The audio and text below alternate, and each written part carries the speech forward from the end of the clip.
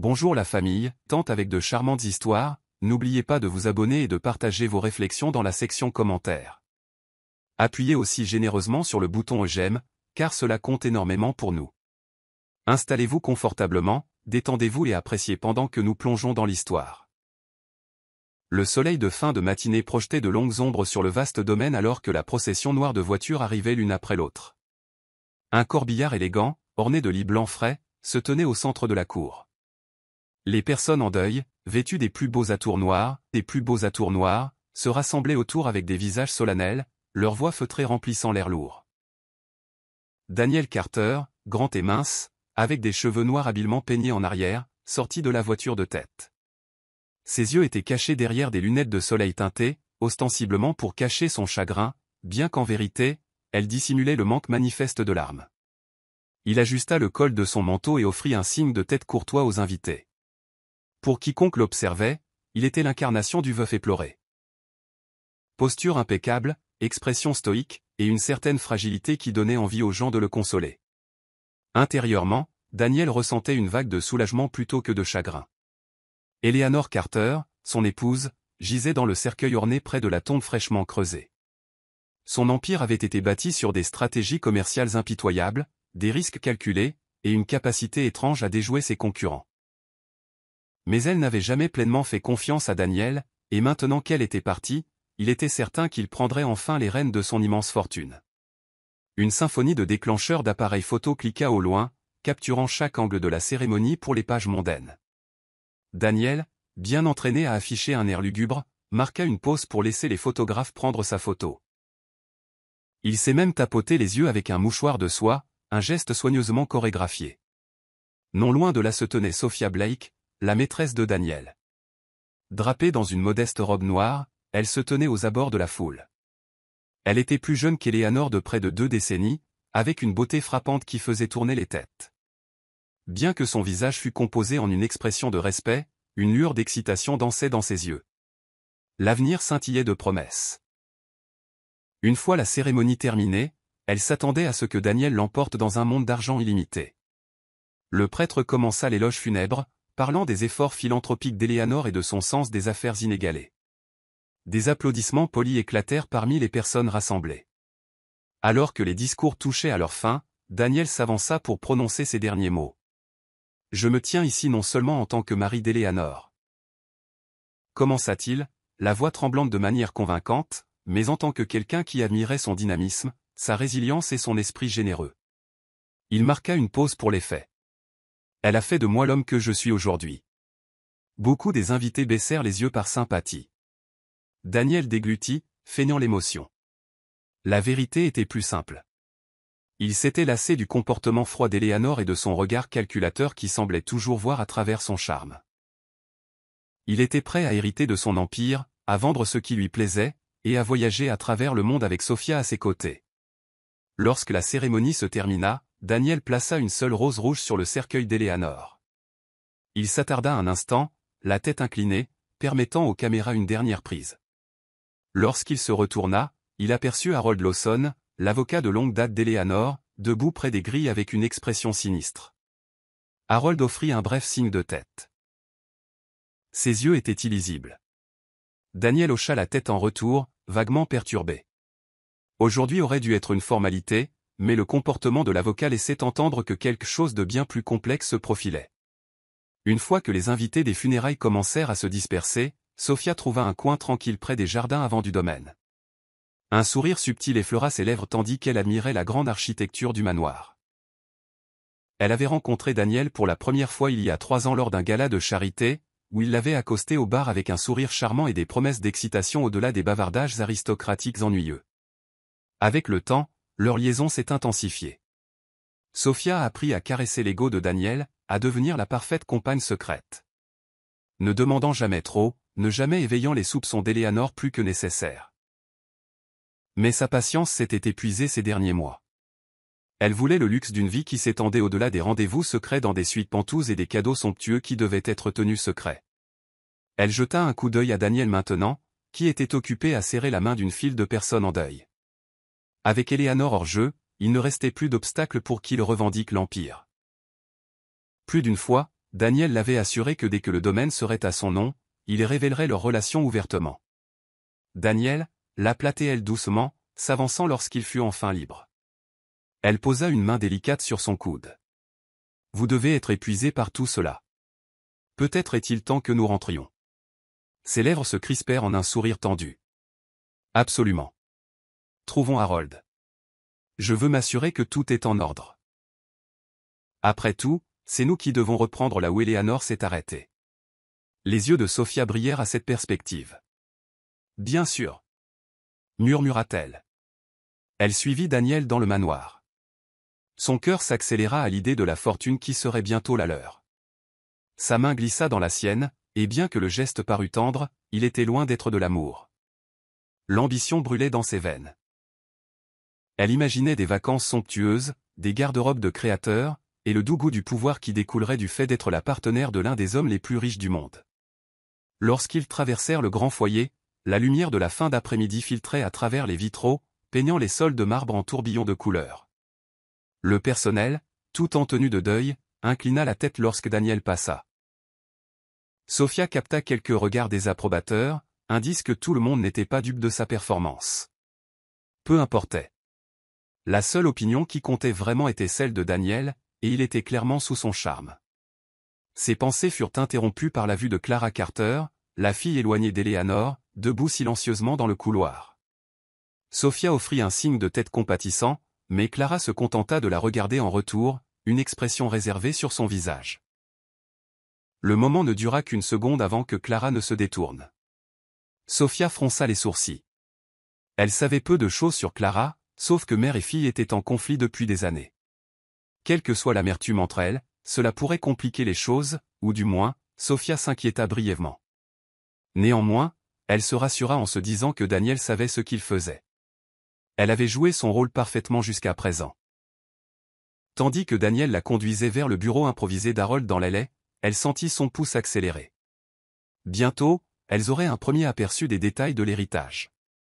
Et si tout se passait comme prévu, la fortune d'Eleanor glisserait proprement dans les mains de Daniel, et par extension, dans les siennes. Harold Lawson avait servi comme conseiller juridique d'Eleanor pendant plus de 20 ans.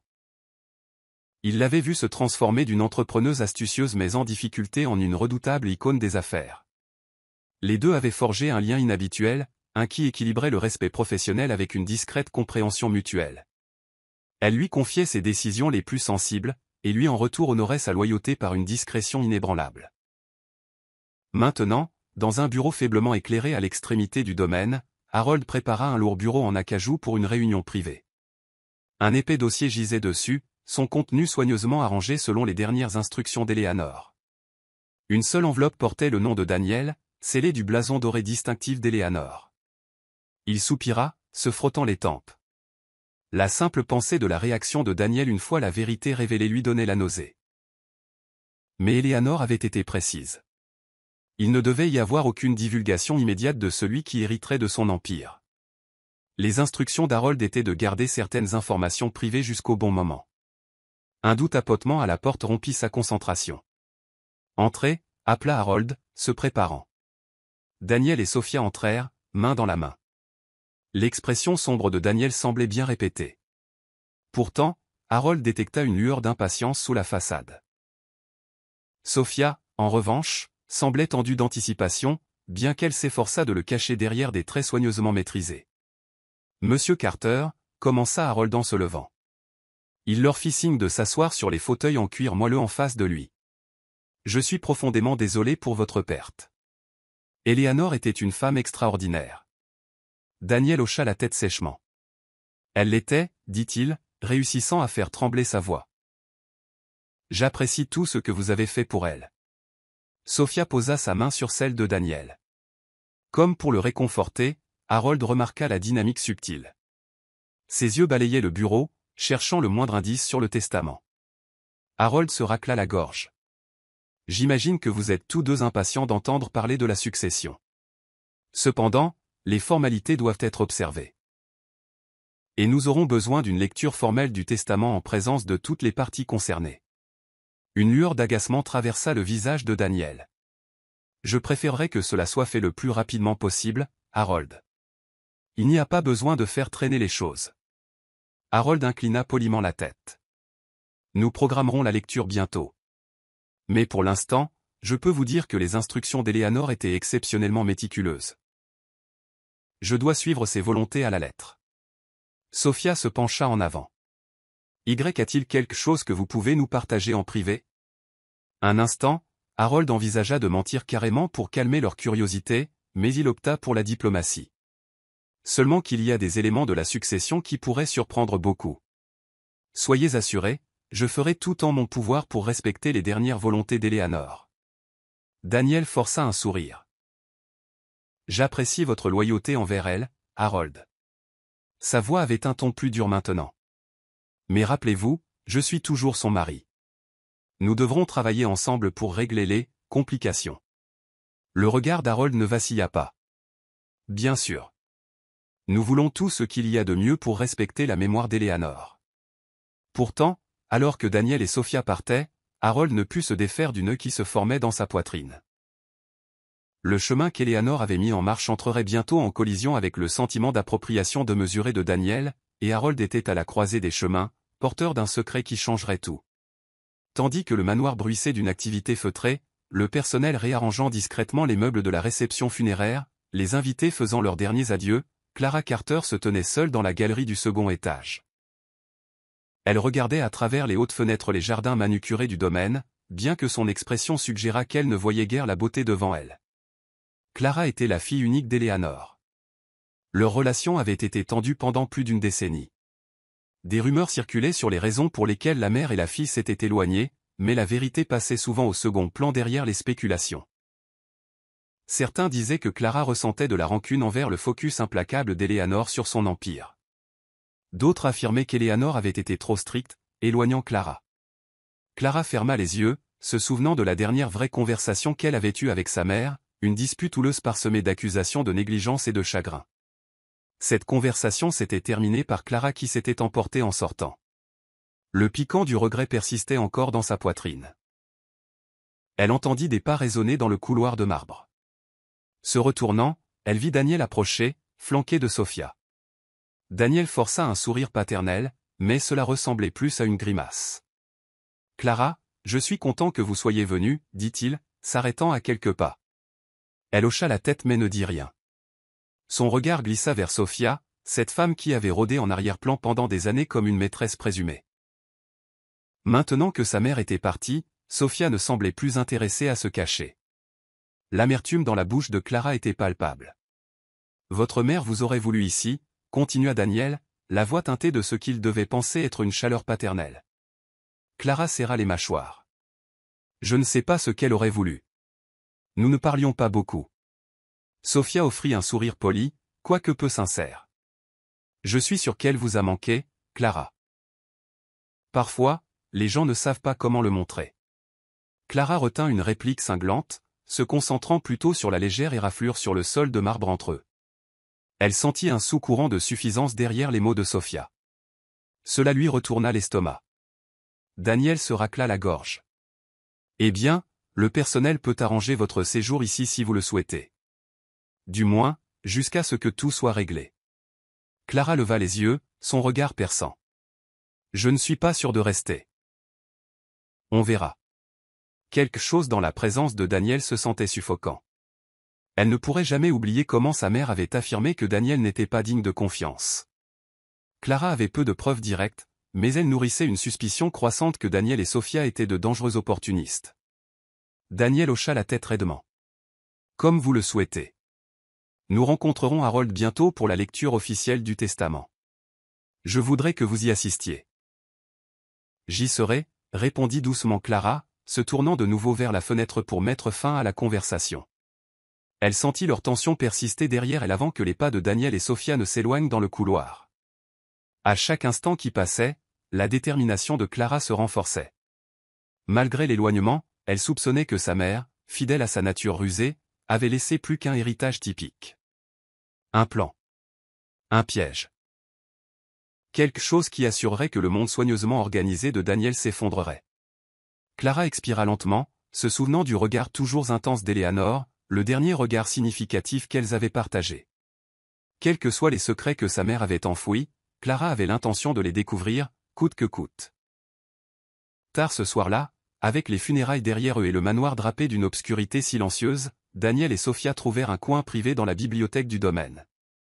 C'était une pièce caverneuse tapissée du sol au plafond de vieux volumes reliés en cuir, volumes qui avaient appartenu au père d'Éléanore. Un lustre en cristal était suspendu au-dessus, sa douce lueur éclairant les motifs complexes des tapis persans. Sophia était perchée sur un ottoman de velours, ses coudes reposant sur ses genoux tandis qu'elle étudiait le visage de Daniel. « Avez-vous entendu autre chose d'Harold » à propos de la date à laquelle le testament doit être lu. Daniel arpentait la longueur de la pièce, les mains serrées derrière le dos. Il traîne les pieds. Mais je suis sûr qu'il ne peut pas tarder beaucoup plus longtemps. Légalement, il doit être exécuté. Elle traça un doigt le long du dos doré d'un livre voisin. Et Clara ? Pensez-vous qu'elle pourrait nous gêner ? Il marqua une pause, lui lançant un regard dédaigneux. Clara n'a jamais voulu faire partie de l'empire de sa mère. Elle est partie il y a des années. D'ailleurs, même si elle est nommée dans le testament, cela n'aura pas grande importance.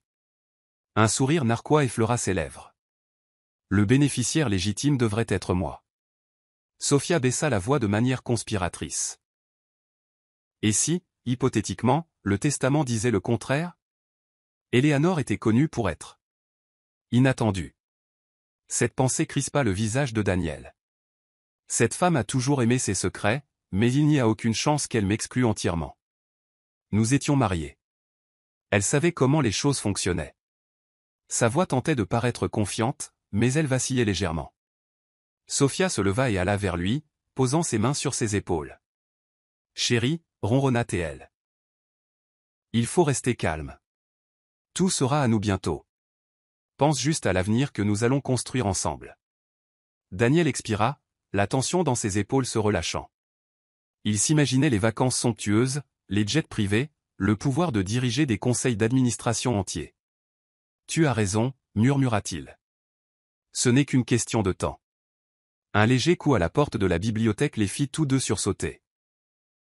Un membre du personnel de maison, une femme d'âge moyen en uniforme noir, jeta un coup d'œil. « Monsieur Carter, mademoiselle Blake, puis-je vous apporter quelque chose avant que nous ne fermions la cuisine pour la nuit ?» Daniel retrouva son calme. « Non, c'est tout, » dit-il, la renvoyant d'un geste. Quand la porte se referma, Sophia se tourna vers Daniel. « Nous jouerons nos rôles jusqu'à la lecture officielle. Ensuite, une fois que tout sera réglé, ne perdons pas une seule seconde. Je ne veux pas passer une autre journée dans l'ombre. » Daniel ricana, laissant ses yeux parcourir sa silhouette. « Moi non plus. J'ai attendu assez longtemps pour sortir de l'ombre d'Éléanore. » Ils entrechoquèrent leur verre dans un toast privé à leur bonne fortune imminente, ne se doutant jamais que les jours à venir remettraient en question toutes les hypothèses qu'ils avaient sur les plans finaux d'Éléanore. Quelques jours plus tard, Daniel, Sophia, Clara, et quelques proches collaborateurs d'Éléanore se rassemblèrent au bureau d'Harold Lawson dans le centre-ville. Le bâtiment était une structure imposante de verre et d'acier, un témoignage de la richesse de la ville. Au 27e étage, le cabinet d'Harold occupait une suite entière meublée d'un décor épuré et moderne qui contrastait fortement avec l'élégance ancienne du manoir d'Éléanore. Harold les accueillit dans une salle de conférence spacieuse donnant sur la ligne d'horizon. Des fenêtres du sol au plafond offraient une vue panoramique sur la ville qu'Éléanore avait autrefois dominée. Sur la longue table se trouvait une pile de dossiers épais et un ordinateur portable solitaire, outil pour l'une des lectures de testament les plus attendues de mémoire récente. Daniel jeta un regard confiant autour de la pièce, remarquant comment certains participants, dirigeants des entreprises d'Éléanore, lui offraient des sourires polis, semblant supposer qu'il prendrait naturellement les rênes. Clara, cependant, était assise à l'extrémité de la table, observant Trank. Il ment. À côté de Daniel, croisant ses jambes avec modestie, les yeux balayant la scène. Harold se racla la gorge. Merci à tous d'être venus.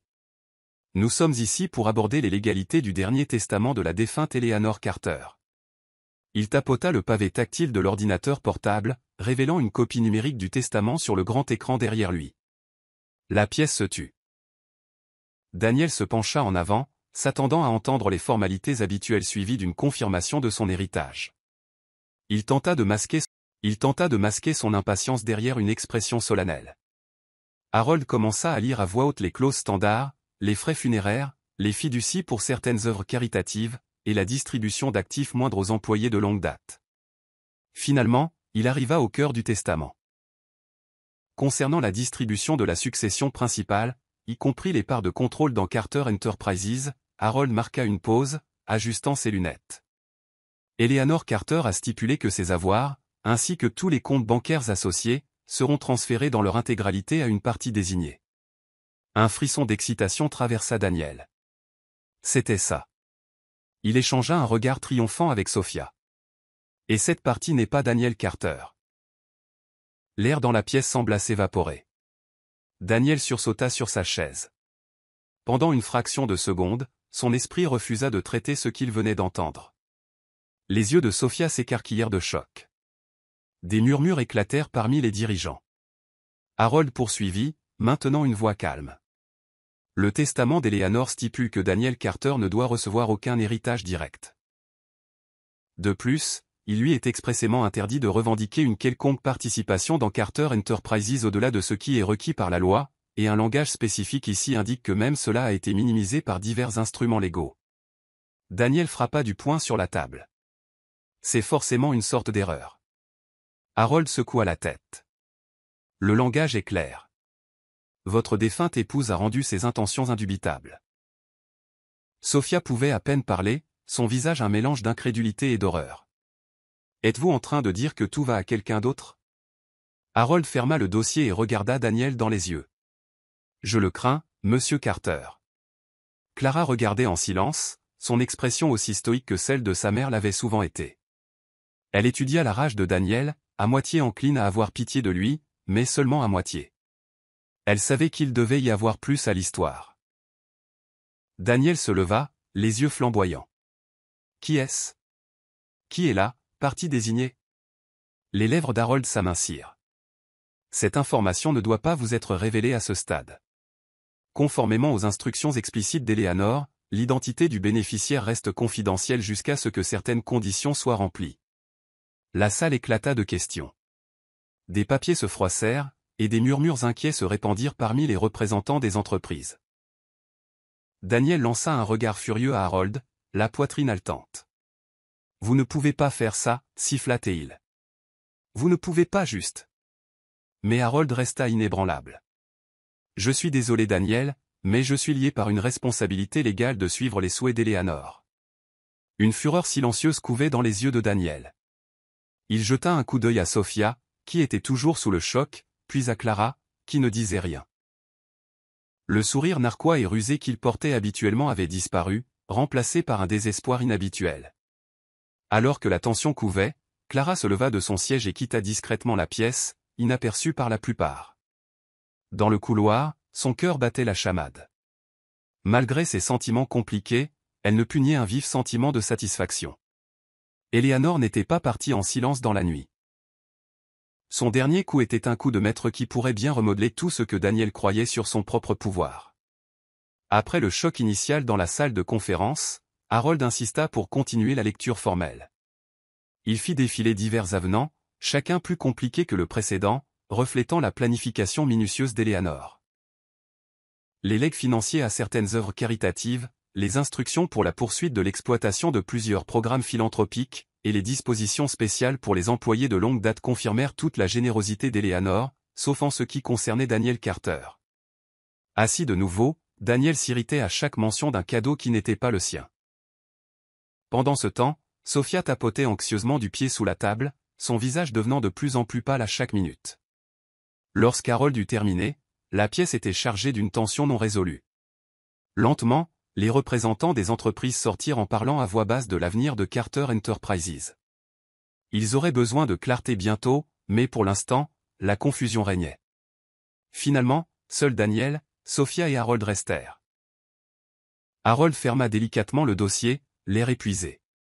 Je suis conscient que c'est inattendu, Daniel. Mais il y a un processus que nous devons suivre. Inattendu, gronda Daniel, la voix tremblante de colère. C'est le mot que vous utiliseriez? C'est absurde. Je suis son mari. Par la loi, je devrais hériter de quelque chose. Harold serra les lèvres, choisissant ses mots avec soin. Eleanor a pris grand soin de s'assurer que, dans les limites légales, vous ne receviez pratiquement rien. Elle a placé des actifs importants dans des fiducies et des partenariats qui contournent l'héritage direct du conjoint. C'est une démarche inhabituelle, mais elle est valide si elle est correctement structurée. La voix de Sophia se brisa. Et si, ne pouvons-nous pas le contester? Daniel frappa des mains sur la table. Son expression était sauvage. Nous le ferons. Je traînerai ça devant tous les tribunaux s'il le faut. Harold leva une main apaisante. Vous êtes dans vos droits de contester, mais je dois vous avertir, Eleanor avait anticipé cette possibilité. Elle a laissé des instructions indiquant que toute contestation juridique déclencherait des sanctions supplémentaires. Si la contestation échoue, vous vous retrouveriez toujours avec rien, et vous seriez responsable de frais de justice considérables. Daniel sentit un frisson lui parcourir l'échine.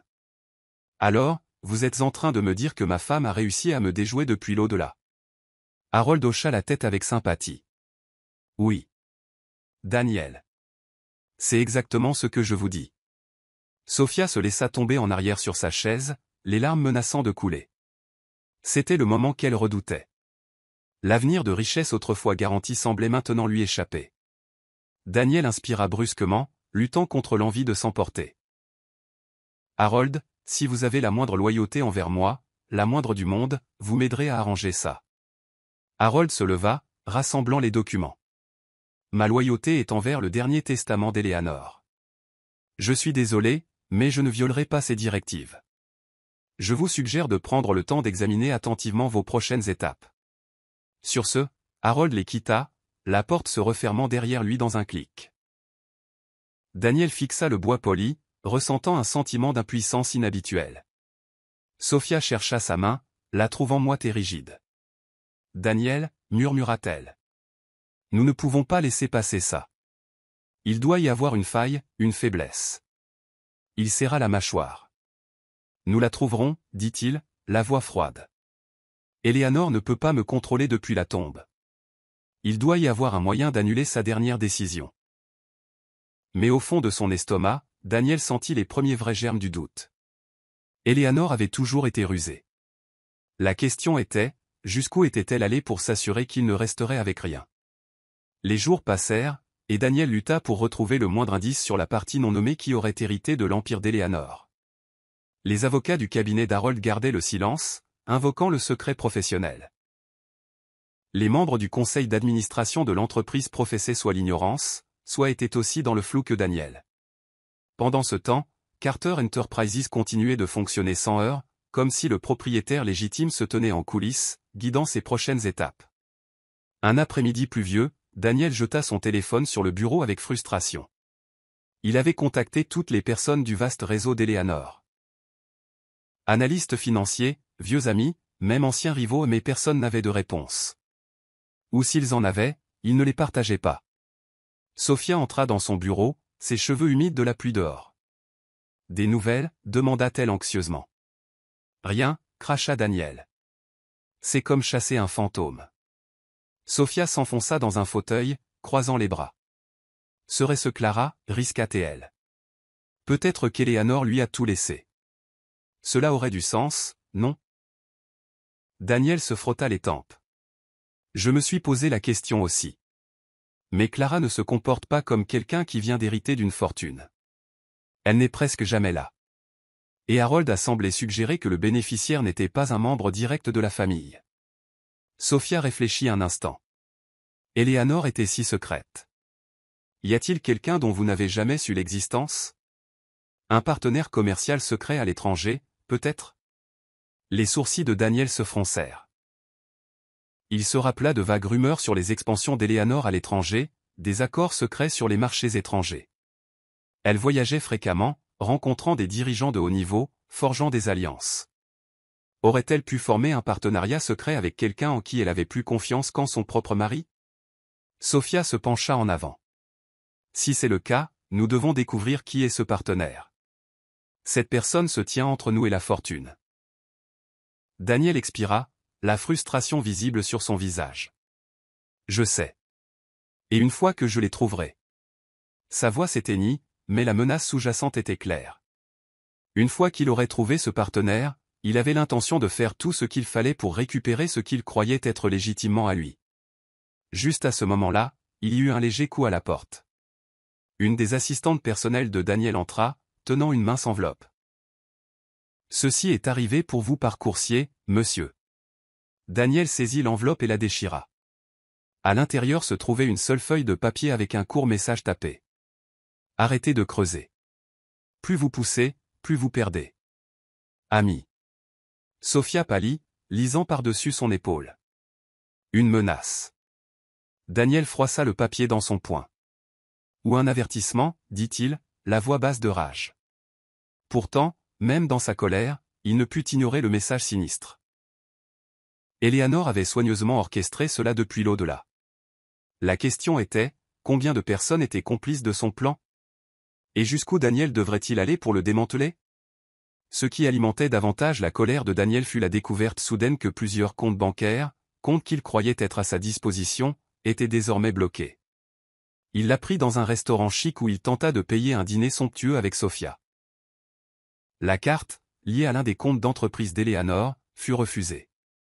Embarrassé, Daniel essaya une seconde carte, puis une troisième. Chaque fois, le serveur revint en s'excusant, secouant la tête. Les joues de Sophia brûlaient d'humiliation tandis qu'elle regardait Daniel discuter avec le directeur. C'est évidemment une erreur. Ces comptes contiennent des millions, fulmina Daniel. De retour au manoir plus tard ce soir-là, il passa des heures au téléphone avec diverses banques. Chaque conversation révéla la même vérité exaspérante. Les comptes étaient bloqués en raison d'instructions spéciales exécutées au décès d'Eleanor. Qu'il s'agisse de comptes conjoints ou de ceux que Daniel croyait être à son nom, tout était lié par des directives légales. Sophia arpentait le salon, ses talons coûteux cliquetant sur le sol poli. Vous ne pouvez en ouvrir aucun? Il doit y avoir au moins un compte auquel vous pouvez accéder pour les dépenses courantes, sans parler de l'entretien du manoir. Daniel se frotta le front douloureux. Eleanor devait avoir prévu toutes les éventualités. Elle avait toujours dit que s'il lui arrivait quelque chose, il y aurait une mesure de protection pour s'assurer que l'entreprise ne s'effondrerait pas sous des mains incompétentes. Il jeta son téléphone sur un canapé. Elle parlait de moi, Sophia. Elle ne me faisait pas confiance du tout.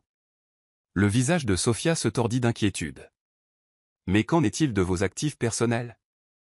Vous devez avoir de l'argent de côté qu'Eleanor ne contrôlait pas, il laissa échapper un court rire sans humour. Ma fortune personnelle était minime comparée à la sienne. Je suis entré dans le mariage avec quelques investissements, mais même ceux-ci étaient éclipsés par ses avoirs. J'ai fusionné de nombreux actifs sous son nom pour rationaliser nos finances, à son insistance. Il s'enfonça dans un fauteuil, la défaite se glissant dans sa posture. Maintenant, tout est parti, ou du moins inaccessible. Les poings de Sophia se serrèrent. Cette sorcière! Murmura-t-elle. Comment a-t-elle pu nous faire ça? Daniel lui jeta un regard acéré, bien qu'il ne pût ni ressentir la même colère. Elle voulait me punir, s'assurer que je ne goûterais jamais à sa richesse sans sa permission. Même dans la mort, elle contrôle la narration. La détermination jaillit dans les yeux de Sophia. Nous ne pouvons pas laisser cela. Allons voir un avocat de premier ordre, pas Harold, mais quelqu'un qui se battra pour nous. Nous devons briser ces barrages juridiques. Daniel hocha la tête. La détermination revenait. Je suis d'accord. Je contacterai les meilleurs. Je ne laisserai pas Eleanor gagner. Pourtant, alors qu'ils planifiaient leur prochain mouvement, un froid pénétra l'intérieur somptueux du manoir. Chaque pas en avant donnait l'impression d'entrer dans un labyrinthe sans sortie claire. Un que Eleanor avait méticuleusement conçu pour piéger Daniel à chaque tournant. Au cours des semaines suivantes, alors que les finances de Daniel restaient bloquées, la tension dans sa relation avec Sophia s'intensifia. Les dîners autrefois glamour et les escapades spontanées se tarirent, remplacés par des soirées tendues passées avec des conseillers financiers fouillant dans les éventuelles failles du plan successoral blindé d'Eleanor. Sophia se retrouvait de plus en plus à cran. L'avenir dont elle avait rêvé au jet privé, événement parsemé de diamants, et une place parmi l'élite sociale lui échappait. Un soir, après une nouvelle série d'appels infructueux, elle confronta Daniel dans la bibliothèque du manoir. Nous essayons ça depuis des semaines, claqua-t-elle, jetant une liasse de documents sur le bureau. Tous ces avocats et comptables nous répètent la même chose. Eleanor a mis en place ses fiducies et contrats pour être juridiquement inattaquable. Daniel se tenait derrière le bureau, les poings serrés sur les côtés. Et tu crois que je ne suis pas au courant de ça, Sophia? Je fais tout ce que je peux. Elle faisait les 100 pas devant lui, ses cheveux noirs balayant ses épaules. Je dois savoir que vous avez un vrai plan, dit-elle, la voix tremblante de frustration. J'ai tout abandonné pour vous. Mon ancienne vie, ma respectabilité. Si nous finissons avec rien, à quoi bon? Les yeux de Daniel s'enflammèrent. Ne faites pas comme si vous étiez une victime innocente. Vous vouliez l'argent, le prestige. Nous le voulions tous les deux. Les joues de Sophia rougirent. Oui, je le voulais. Et je le veux toujours. Mais il semble que je me sois accroché à un navire en perdition. Navire en perdition. La voix de Daniel ruisselait de colère. Surveille tes mots. Je suis toujours l'héritier légitime à mes yeux. Elle laissa échapper un rire dur. Tes yeux? La loi dit le contraire. Le plan d'Eleanor est étanche. Les narines de Daniel se dilatèrent. Vous ingrate? Il s'arrêta, respirant lourdement. Un moment de silence tendu s'installa, rompu seulement par le tic-tac d'une horloge grand-père. Finalement, Daniel expira en tremblant. Ne nous tournons pas les uns contre les autres. C'est exactement ce qu'Eleanor aurait voulu. Sophia hésita, croisant les bras. J'ai juste peur que nous n'ayons rien. Peut-être aurais-je dû écouter mes instincts avant de poursuivre cette affaire. Daniel tendit la main vers elle, mais elle la retira. Sophia, commença-t-il doucement. Je te promets que je trouverai un moyen d'arranger ça. Nous devrons peut-être jouer sale, mais nous obtiendrons ce qui est à nous. Elle détourna le regard, ses yeux lointains. Après une pause tendue, elle prit son sac à main et se dirigea vers la porte. J'ai besoin d'air, marmonna-t-elle. Je serai à mon appartement. Avant que Daniel ne puisse répondre, elle était partie, le laissant seul dans la vaste bibliothèque qui semblait plus sombre que jamais. Il s'enfonça dans un fauteuil, un sentiment de vide lui rongeant la poitrine. Pour la première fois, il réalisa vraiment à quel point sa situation était précaire. Non seulement il perdait sa prise sur la fortune d'Eleanor, mais maintenant la maîtresse sur laquelle il avait compté lui échappait aussi. Tandis que la relation de Daniel et Sophia se détériorait, Clara se retrouva attirée de nouveau dans le monde de sa défunte mère. Elle s'installa dans une suite d'invités plus petite au manoir, son plan initial étant simplement de garder un œil vigilant sur les machinations de Daniel. Mais en errant dans le bureau privé d'Eleanor, fouillant dans de vieux documents et souvenirs, elle tomba sur une seule enveloppe scellée rangée dans un tiroir fermé. Le tiroir, qu'elle découvrit par hasard, était caché derrière un faux panneau dans une bibliothèque. Le cœur de Clara battait la chamade alors qu'elle le forçait à s'ouvrir. À l'intérieur, elle trouva une lettre qui lui était adressée. À ma très chère Clara. Si tu lis ceci, cela signifie que les événements se sont déroulés comme je l'avais prévu. Tu te demandes peut-être encore pourquoi je t'ai éloigné si longtemps. Je te demande seulement de lire ces mots et de croire que chacune de mes actions était pour toi, et pour nous. Dans ce tiroir, tu trouveras aussi des documents qui expliquent en détail la trahison de Daniel. Il s'est aligné avec des partenaires commerciaux peu scrupuleux, vendant des informations confidentielles à mes concurrents. J'ai aussi découvert sa liaison avec Sophia, bien que cela seul ne soit pas ce qui m'a poussé à élaborer ce plan. Il avait l'intention d'usurper le contrôle de Carter Enterprises dès qu'il trouverait un moyen de le faire sans moi. Je savais que je devais me préparer au pire. Je devais protéger mon héritage de son ambition destructrice. J'espère qu'un jour tu pourras me pardonner la distance entre nous. Sache que je t'ai toujours aimé, même quand il semblait que je choisissais mon empire plutôt que toi. Utilise sagement ce que je te laisse. Tu es plus forte que tu ne le crois. La signature disait simplement, Eleanor Carter. Les larmes piquaient les yeux de Clara. Elle pouvait presque entendre la voix de sa mère dans le ton ferme mais aimant de la lettre. Sous la lettre se trouvait un dossier rempli de paix. Autographie, dit, preuve de la tromperie de Daniel. Transaction indiquant qu'il avait acheminé des secrets d'entreprise à une partie non nommée. Attendant un moment pour riposter contre Eleanor, Clara s'enfonça dans une chaise, ses mains tremblantes sous le poids de la découverte. Tout prenait sens maintenant, pourquoi Eleanor s'était distancée, la froideur que Clara avait mal interprétée comme du rejet. Sa mère avait sacrifié leur proximité, se concentrant sur la protection de l'Empire et, par extension, de l'avenir de Clara. Elle rangea soigneusement la lettre et les documents dans le dossier, l'esprit en ébullition. Eleanor voulait qu'elle connaisse la vérité, et peut-être l'utiliser si Daniel tentait de riposter légalement. Les lèvres de Clara se figèrent en une ligne déterminée. Elle serait celle qui exécuterait les dernières volontés d'Eleanor, et ce faisant, elle pourrait enfin trouver le réconfort qu'elle n'avait jamais eu du vivant de sa mère. De l'autre côté de la ville, Sophia se retrouvait de plus en plus désespérée. Le loyer de son appartement haut de gamme arrivait à échéance, et sans la richesse de Daniel, elle saignait de l'argent. La culpabilité la rongeait, elle avait mis tous ses espoirs sur Daniel, croyant qu'il était une valeur sûre. Maintenant que la succession était bloquée, elle se demandait si sa loyauté était au bon endroit. Alors elle fit quelque chose qu'elle n'attendait jamais. Elle arrangea un rendez-vous privé avec Harold Lawson à son bureau. Entrant, elle lissa ses cheveux et força un sourire confiant à la réceptionniste, bien que son cœur battît la chamade. Harold la salua avec une politesse réservée.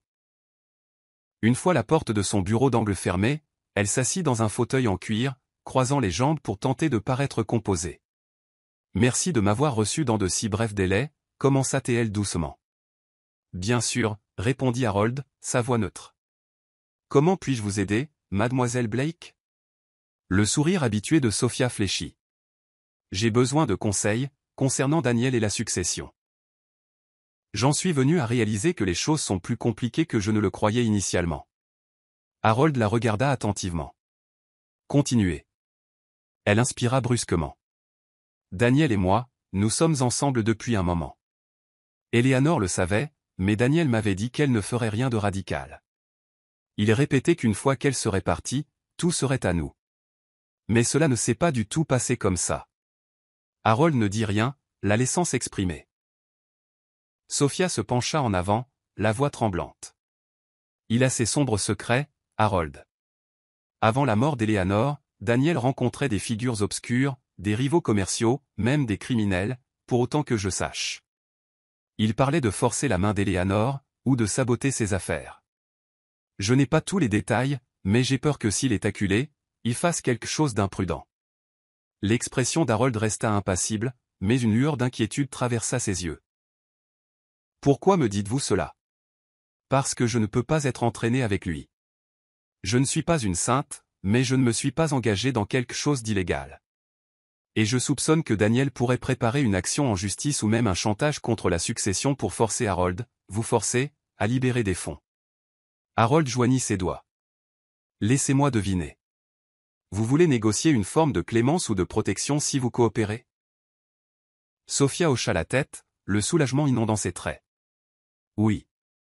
Si je peux aider à confirmer les méfaits de Daniel, peut-être que le véritable héritier, quel qu'il soit, me permettra une partie de la fortune.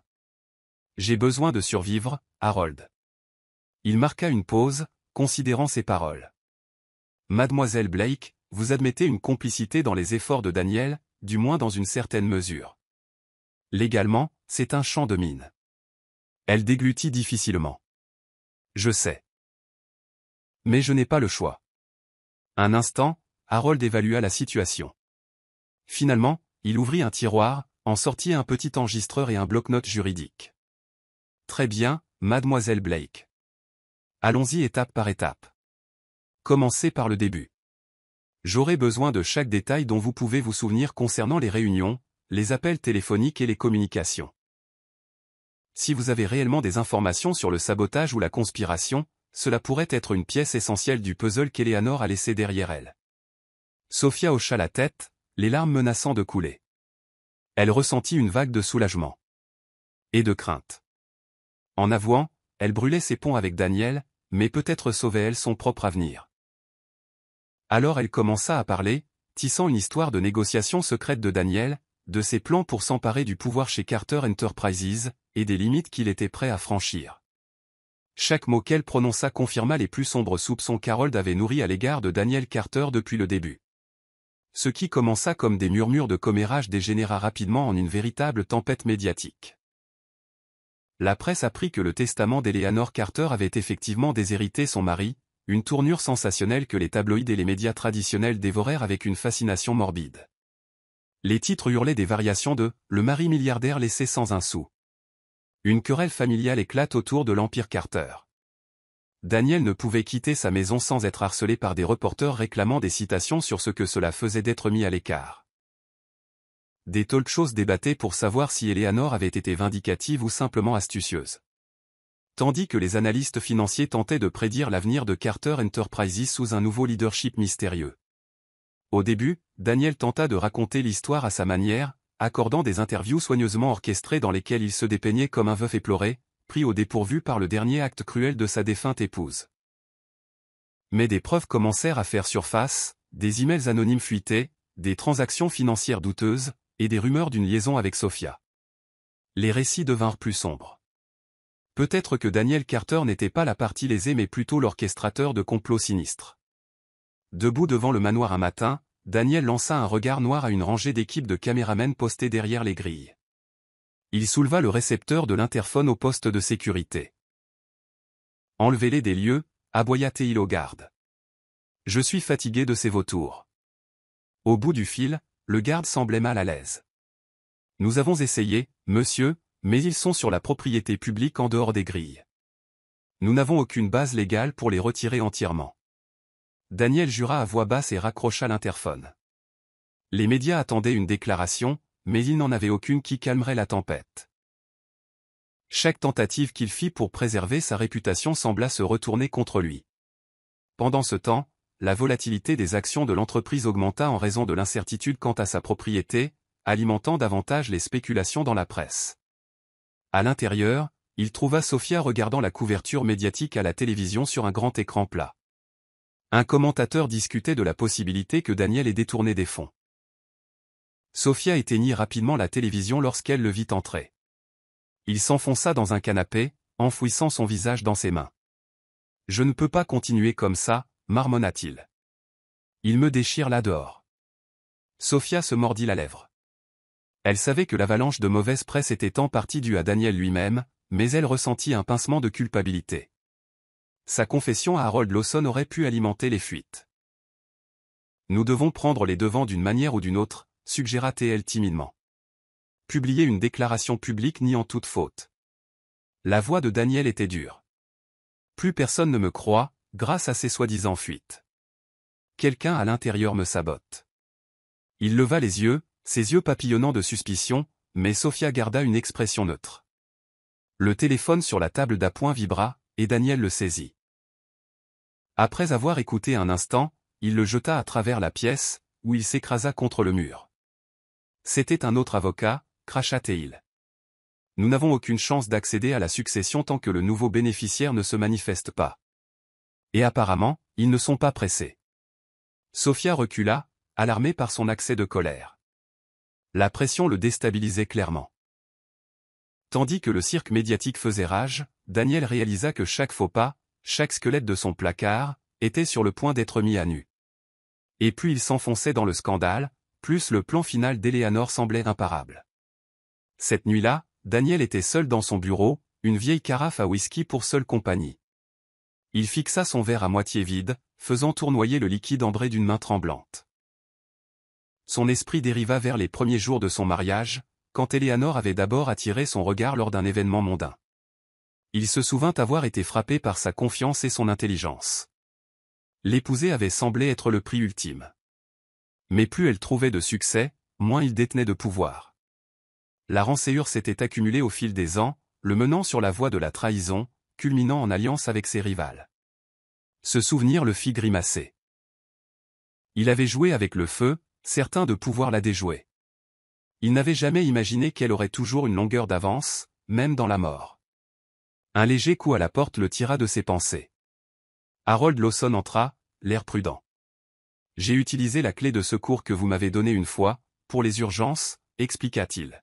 « Je ne voulais pas alerter les médias en frappant trop longtemps. » Les yeux de Daniel se rétrécirent.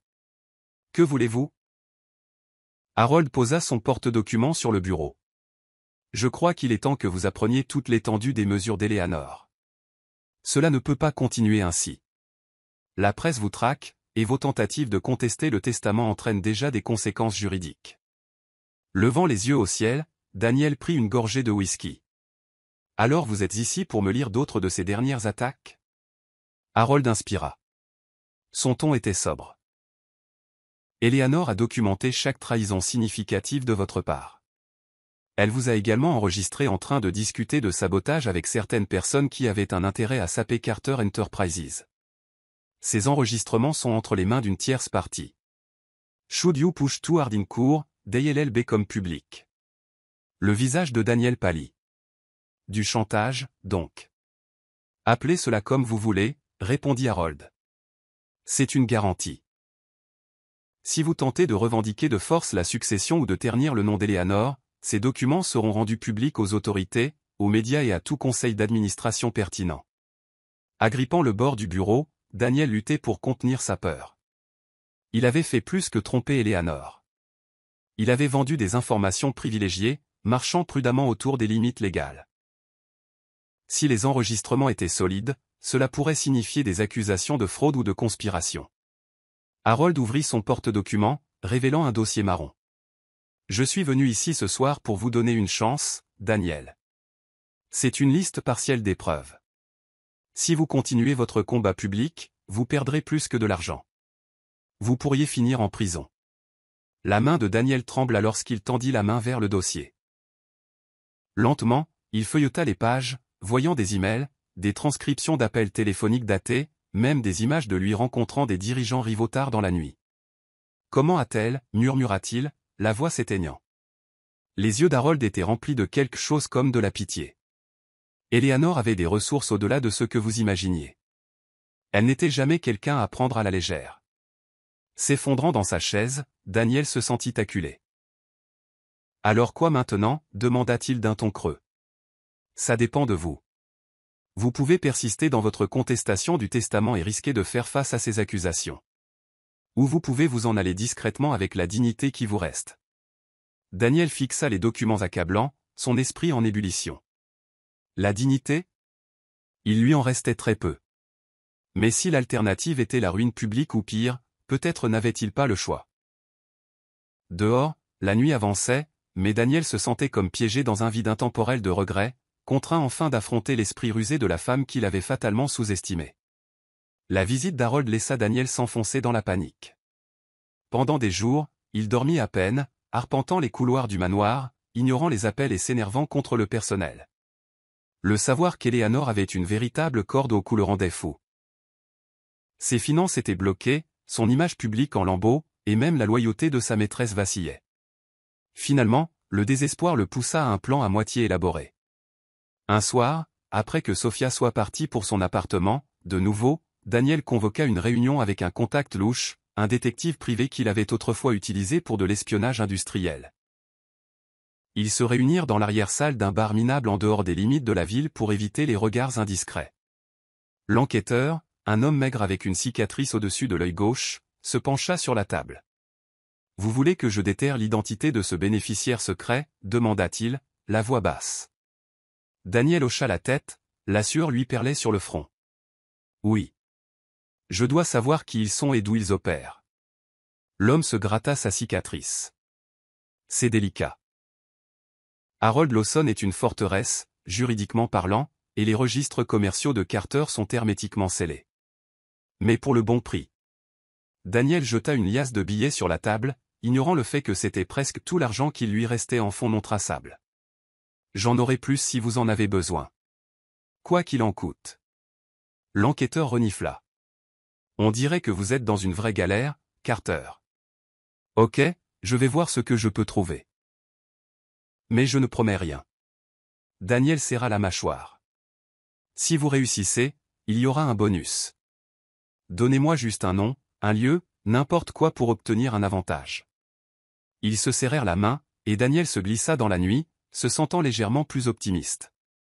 Il s'imaginait acculer ce partenaire caché, le menaçant de le démasquer s'il ne renonçait pas au contrôle. C'était un pari, mais Daniel ne voyait pas d'autre moyen. Il retourna au manoir et trouva les couloirs silencieux, presque mortellement silencieux. Dans la chambre principale, il fixa la coiffeuse vide d'Eleanor, un meuble orné qu'elle avait chéri. Il se souvint comment elle s'y était assise autrefois, brossant ses cheveux avec une grâce méthodique, le fixant d'un regard qui aurait pu geler l'âme d'un homme s'il osait la contredire. Il détourna les yeux, jurant qu'il ne succomberait pas à la peur. D'une manière ou d'une autre, il revendiquerait ce qu'il croyait être sien, quel qu'en soit le coût, aussi bas qu'ils doivent tomber. Parallèlement à sa recherche clandestine du bénéficiaire secret, Daniel engagea une action en justice pour contester le testament d'Eleanor. Il engagea une équipe juridique agressive, ignorant les avertissements d'Harold concernant les retombées potentielles. Sophia était ostensiblement absente à ses côtés maintenant, s'étant éloignée alors que les rumeurs tourbillonnaient. Le jour de la première audience, des journalistes entourèrent le palais de justice. Daniel arriva seul, portant un costume taillé qui semblait flotter un peu plus sur lui, il avait maigri à cause du stress. Des caméras clignotaient tandis qu'il se frayait un chemin à travers la foule, refusant de répondre aux questions criées. À l'intérieur de la salle d'audience, l'équipe d'Harold présenta des arguments selon lesquels le testament avait été rédigé conformément à toutes les exigences légales, reflétant pleinement l'intention d'Eleanor. Ils soulignèrent les nombreuses garanties et directives anticipées qu'elle avait mises en place. Les avocats de Daniel tentèrent d'affirmer qu'Eleanor avait été mentalement inapte ou sous la contrainte, des allégations non fondées qui suscitèrent des regards sceptiques de la part du juge. À mi-parcours des procédures, la juge demanda des chambres privées pour examiner des documents confidentiels. Daniel s'agitait sur son siège, son cœur battant la chamade. Après ce qui sembla une éternité, la juge revint. À la lumière des preuves fournies. Commença-t-elle, la voix résonnant dans la salle d'audience silencieuse. Il n'y a aucune base pour déclarer ce testament invalide. Mademoiselle Carter a pris des mesures inhabituelles mais légalement admissibles pour transférer ses actifs en dehors des voies d'héritage conjugal conventionnelles. Sa compétence mentale a été vérifiée par plusieurs témoins et professionnels de la santé. Je ne vois aucune raison de remettre en question l'authenticité ou la validité de ce document. L'expression de Daniel s'assombrit. Il sentait les regards de la salle sur lui, certains curieux, d'autres compatissants, quelques-uns se délectant de sa chute. La juge continua. À moins que vous n'ayez d'autres preuves crédibles, Monsieur Carter, ce tribunal maintiendra le testament. Dégonflé et furieux, Daniel marmonna sous sa respiration. Je produirai plus de preuves. Attendez juste. Mais lorsque le marteau frappa, il savait que cette manche était perdue. La couverture médiatique qui suivit le grilla. La défaite juridique de Daniel Carter, pas de chance pour le veuf. Face à une défaite quasi certaine, Daniel se retrouva plus isolé que jamais. Le silence qui s'abattit sur le hall du palais de justice lorsqu'il le traversa souligna sa réputation en chute libre. Même les vieilles connaissances évitaient désormais le contact visuel. L'action en justice étant effectivement morte-née. Le seul espoir restant de Daniel reposait sur la capacité du détective privé à trouver l'héritier caché. Il s'accrocha à cette dernière parcelle de contrôle, priant que ce ne soit pas juste une autre impasse. Tandis que Daniel pansait ses blessures, Sophia s'affairait à comploter pour sa propre survie. L'humiliation de l'action en justice ratée ne fit que confirmer ses craintes. Daniel était sur un navire en perdition. Elle n'avait aucune envie de couler avec lui. Alors, elle renoua discrètement un lien avec une vieille connaissance. Philippe Jamson, un gestionnaire de fonds spéculatifs avec qui elle était sortie avant de rencontrer Daniel. Philippe était riche, célibataire et connu pour ses goûts extravagants. Au fil des ans, Sophia avait occasionnellement gardé le contact. Maintenant, avec ses finances en déclin et l'avenir de Daniel incertain, elle décida qu'il était temps de changer de direction. Un soir, sous prétexte de rendre visite à sa famille, elle s'envola pour rencontrer Philippe à Monte-Carlo, où il assistait à une conférence d'affaires. Ils partagèrent des verres dans un luxueux bar sur le toit donnant sur la mer Méditerranée. Le clair de lune éclairait la robe soigneusement choisie de Sophia, un clin d'œil subtil au penchant de Filippo. Tiefere mit Schultz manipulativen Ehemann darstellte, der sie über seine Ressourcen getäuscht hatte. Philipp hörte aufmerksam zu, seine Augen tanzten vor Amüsement und Intrige.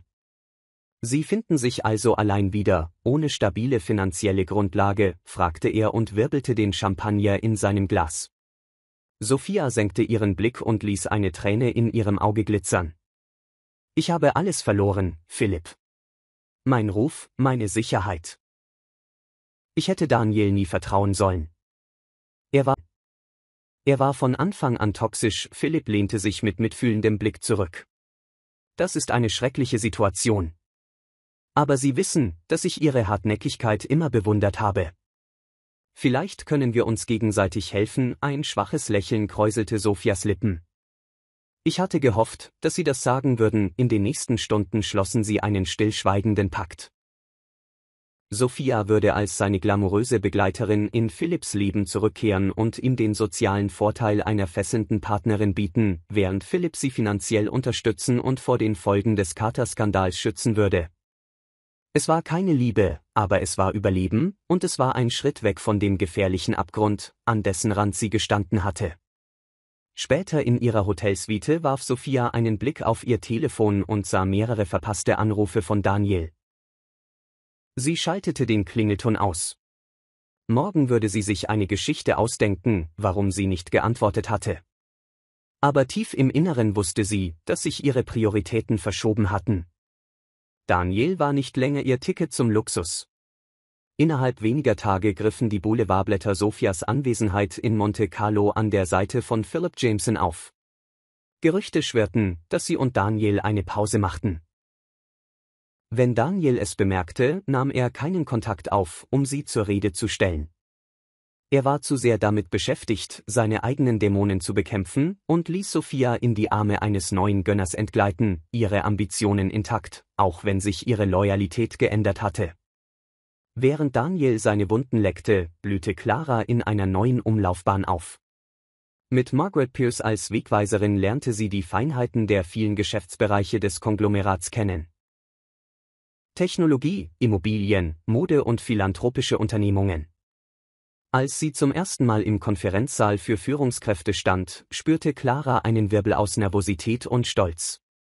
Der Tisch war umgeben von leitenden Angestellten, jeder begierig darauf, wie die neue Chefin Eleanors Fackel tragen würde. Clara räusperte sich und eröffnete die Besprechung. Vielen Dank für Ihre Geduld während dieser Übergangsphase. Meine Mutter hat dieses Imperium durch harte Arbeit und Innovation aufgebaut. Ich beabsichtige, ihr Vermächtnis zu ehren, indem ich diese Tradition fortsetze und neue Ideen einbringe, die sich schnell verändernde Welt von heute widerspiegeln. Sie skizzierte einen Plan für Investitionen in nachhaltige Technologien, die Ausweitung philanthropischer Bemühungen und die Förderung einer inklusiveren Unternehmenskultur. Sie schlug Stipendien im Namen von Eleanor vor, um die nächste Generation von Innovatoren zu fördern. Am Ende ihrer Präsentation brach höflicher Applaus am Tisch aus. Einige Gesichter zeigten echte Begeisterung, andere wirkten vorsichtig optimistisch. Nach der Besprechung trat Margaret mit einem warmen Lächeln hinzu. Das haben Sie gut gemeistert, Clara atmete aus und spürte das Gewicht auf ihren Schultern. Ich hoffe es.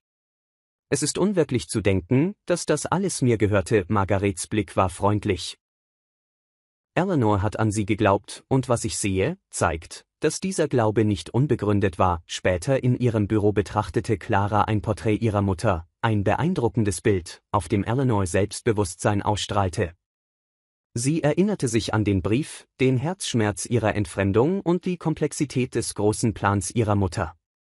Und doch stand sie hier und schmiedete eine Zukunft, die Eleanors eisernen Willen mit ihrer eigenen einfühlsamen Vision verband.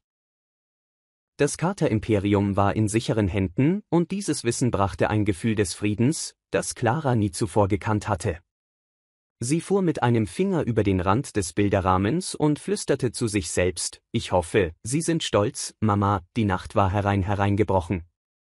In einem unscheinbaren Diener am Rande der Stadt saß eine einsame Gestalt in einer Ecke. Daniel Carter.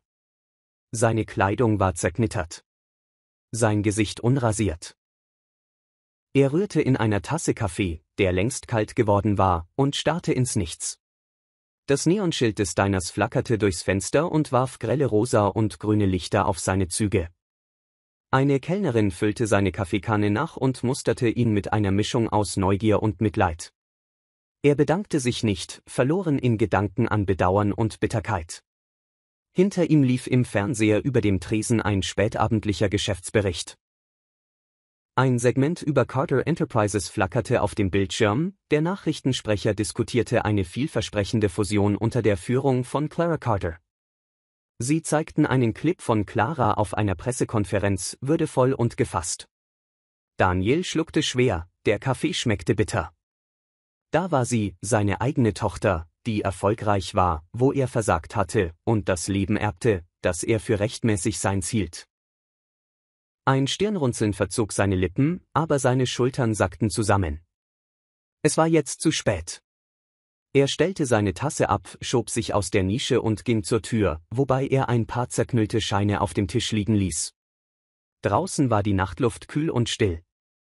Er trottete den Bürgersteig entlang, vorbei an dunklen Geschäften und flackernden Straßenlaternen, ein Obdachloser in der Stadt, die er einst glaubte zu besitzen. Er war der Jäger gewesen, oder dachte er es zumindest, ein Mann, der glaubte, eine mächtige Frau überlisten und ihr Imperium erobern zu können. Doch in Eleanors letztem Spiel war Daniel nichts als Beute gewesen. Ihre sorgfältige Strategie hatte ihm jeder Vorteil beraubt und ihm kein Imperium, keine Geliebte, keine Würde mehr gelassen, nur die kalte Realität dessen, was er geworden war. Er hielt unter einer Straßenlaterne inne, lehnte sich gegen den Pfahl, die Schultern gegen den Wind gebeugt. Das ferne Geräusch des Verkehrs wehte mit der Brise heran. Er schloss die Augen, verfolgt von der Erinnerung an Eleanors Stimme, die ihn warnte, sie nicht zu unterschätzen. Irgendwo weit weg, in einem hochaufragenden Wolkenkratzer, blühte das Carter-Erbe unter neuer Führung. In einer Penthouse-Suite mit Blick auf einen Mittelmeerhafen trank Sophia Champagner, ihr alter Liebhaber nur noch eine verblassende Erinnerung. Und an einem großen Schreibtisch, geschmückt mit frischen Blumen, unterzeichnete Clara Carter Verträge, die Carter Enterprises in eine neue Ära des Wohlstands führen würden. Daniel Carter hatte keinen Platz in dieser Zukunft, eine ernüchternde Wahrheit, die er endlich verstand. Allein auf dieser verlassenen Straße ließ er den Moment über sich hereinbrechen. Die Geschichte war zu Ende, und ihm blieb nur die harte Lektion, dass Gier und Verrat nichts als Leere bringen. Er atmete tief durch und begann zu gehen, unsicher, wo er schlafen oder was der Morgen bringen würde. Für jetzt war er nur ein weiterer Schatten in der Nacht, der in der Dunkelheit verschwand, während die Welt ohne ihn weiterzog. Ich bin froh, dass Sie es bis zum Ende geschafft haben. Ich hoffe, Ihnen hat die Geschichte gefallen.